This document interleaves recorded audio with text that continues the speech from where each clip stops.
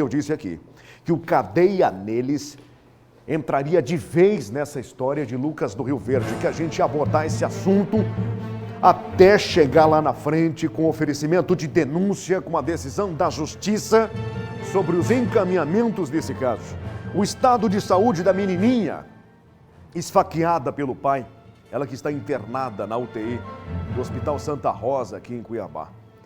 As despedidas dessa mãe em Tangará da Serra, Tangará que parou ontem, Tangará da Serra que estava consternada, em luto, está em luto por conta de uma filha de Tangará da Serra que deixou o município, deixou a cidade para crescer profissionalmente em Lucas do Rio Verde. Mas infelizmente voltou para sua casa dentro de um caixão. As imagens para você da chegada de pessoas da família, de amigos, de gente que conhecia o casal em Tangará da Serra.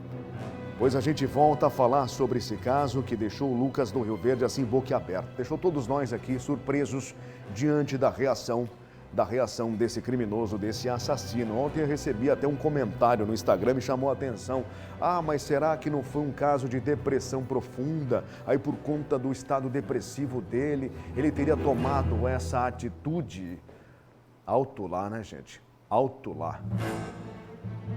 O que é que a esposa, que estava crescendo profissionalmente, o que é que essa criança tinham a ver com a mudança, os problemas na vida profissional dessa criatura? Ele que resolvesse os problemas profissionais dele para lá.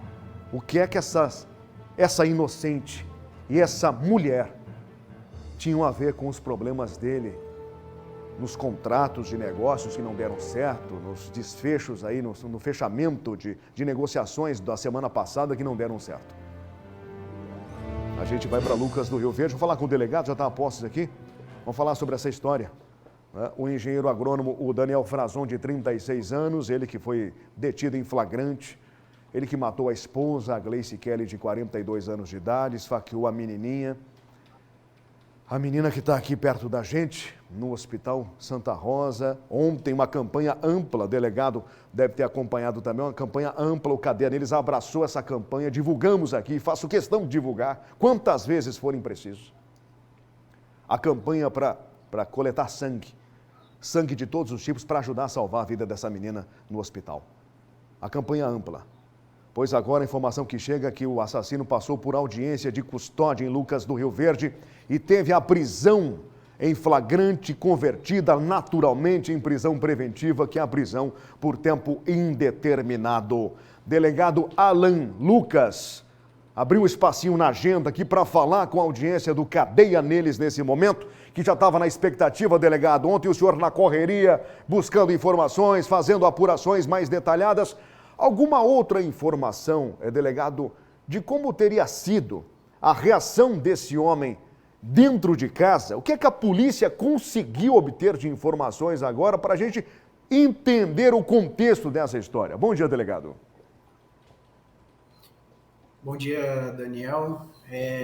A partir da instauração aí para apurar esse fato bárbaro e grave, infelizmente ocorrido aqui em Lucas do Rio Verde, nós autuamos flagrante ele e a Polícia Civil representou diante de todos os elementos apurados pela prisão preventiva. Então, ele foi submetido à audiência de custódia e o judiciário considerou legal a prisão em flagrante e, acolhendo a representação da Polícia Civil, decretou a prisão preventiva, como muito bem ressaltado por você. Algum interrogatório prévio? Após a audiência de custódia, como ele já estava em condições de falar, eu me desloquei até o hospital para interrogá-lo. E durante aí o interrogatório, ele acabou se reservando o direito constitucional de permanecer calado.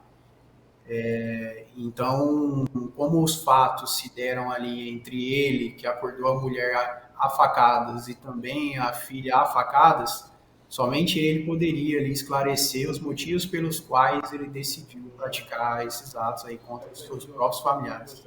Há necessidade, delegado, de fazer uma reprodução simulada? O senhor enxerga essa necessidade mais adiante ou não?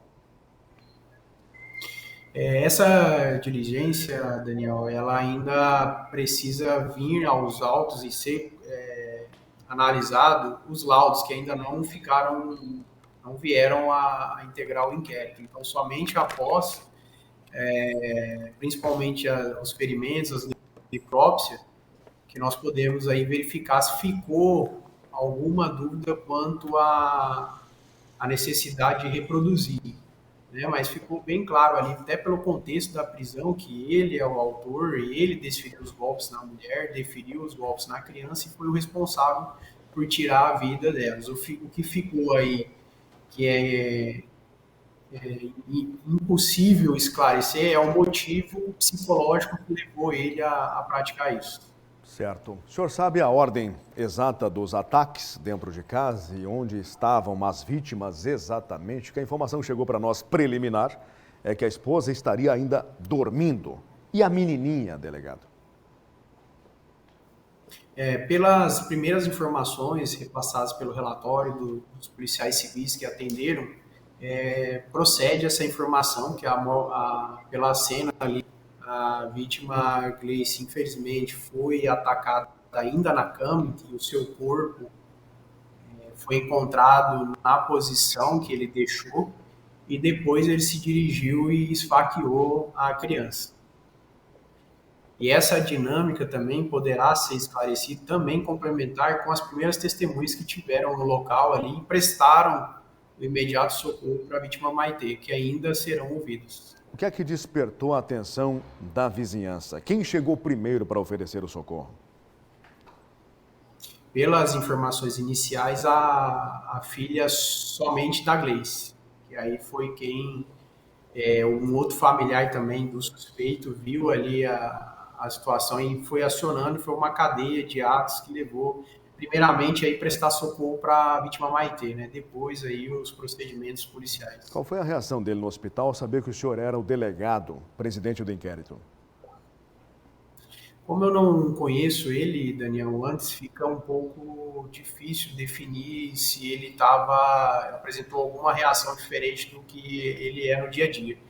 Mas durante ali a entrevista, porque eu faço perguntas a respeito tanto da identidade dele, da questão patrimonial e também o estado de ânimo que ele se encontrava antes e depois do crime, né? E ele me relatou que tanto antes quanto depois ele se apresentava triste e depressivo. Certo.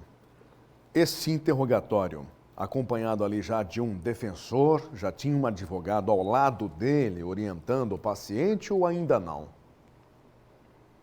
Na verdade, como ele foi acompanhado pela Defensoria Pública, eu entrei em contato com o defensor para cientificá-lo que eu ia proceder ao interrogatório e tanto ele quanto o indiciado orientado a se ficar calado sobre as circunstâncias do fato.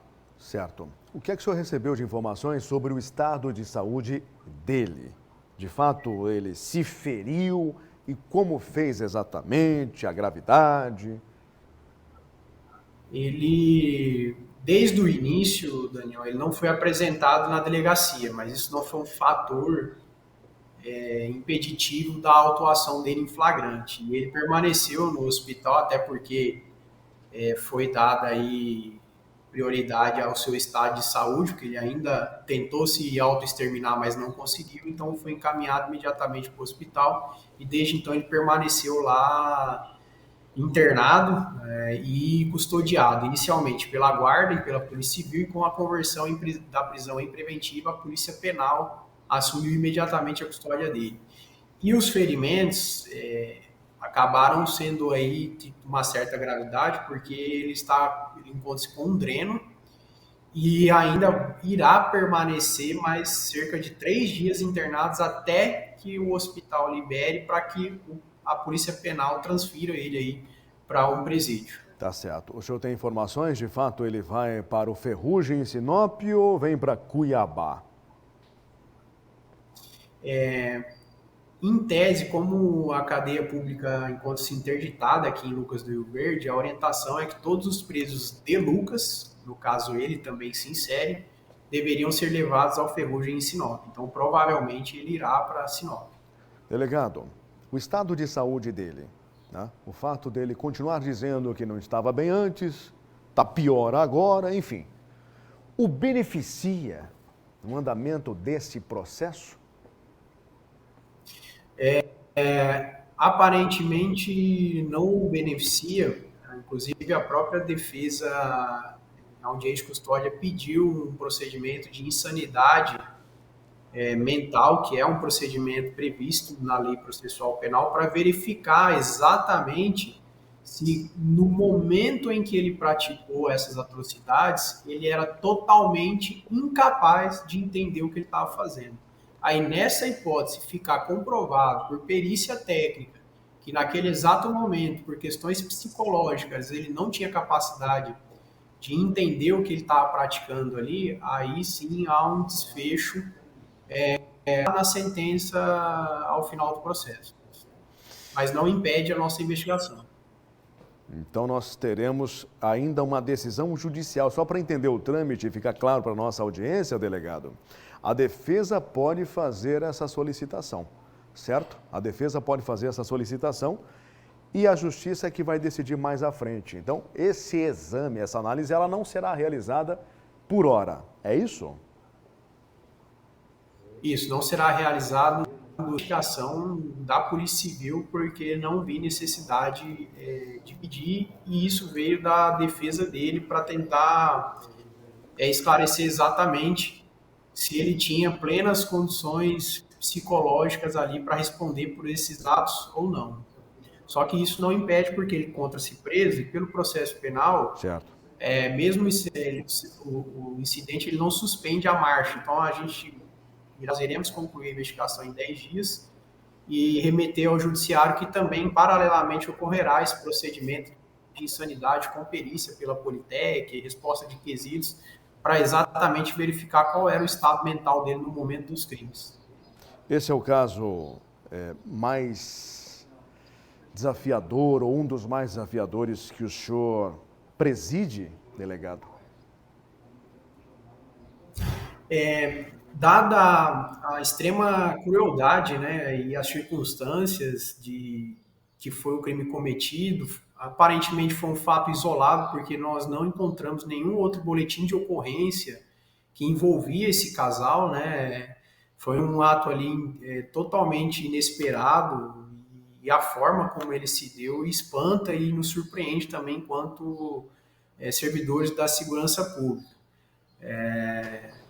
Era talvez ali, inclusive, pelas assim, as pesquisas sociais que nós fizemos do casal, a vítima Grace, ela fez uma declaração de amor ao suspeito aí. Então, aparentemente, era uma família normal e que não tinha indicativos de que esse ato ia acontecer da forma como aconteceu. Tá certo. Eu quero agradecer o senhor aqui pela entrevista, por falar com a audiência. Nesse momento nós temos aqui Tangará da Serra conosco, de onde essa família saiu. E o objetivo dessa jovem senhora era crescer profissionalmente, era expandir os horizontes em terras luverdenses, não era voltar dentro de um caixão, não. Quero agradecer ao senhor pelo espaço na agenda, mesmo diante da correria, diante dos relatórios que devem ser apresentados, né? Essa correria para fechar o inquérito, para oferecer algo robusto para o Ministério Público, oferecer a denúncia com base nas suas informações. Muito obrigado e bom trabalho para o senhor. Eu que agradeço, Daniel, a oportunidade. Contem sempre com a Polícia Civil.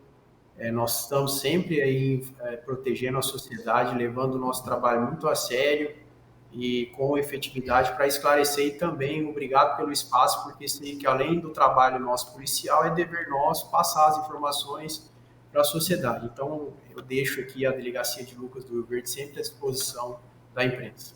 Tá certo. Obrigado, delegado. Um abraço a vocês aí em Lucas do Rio Verde. Tem muitos amigos.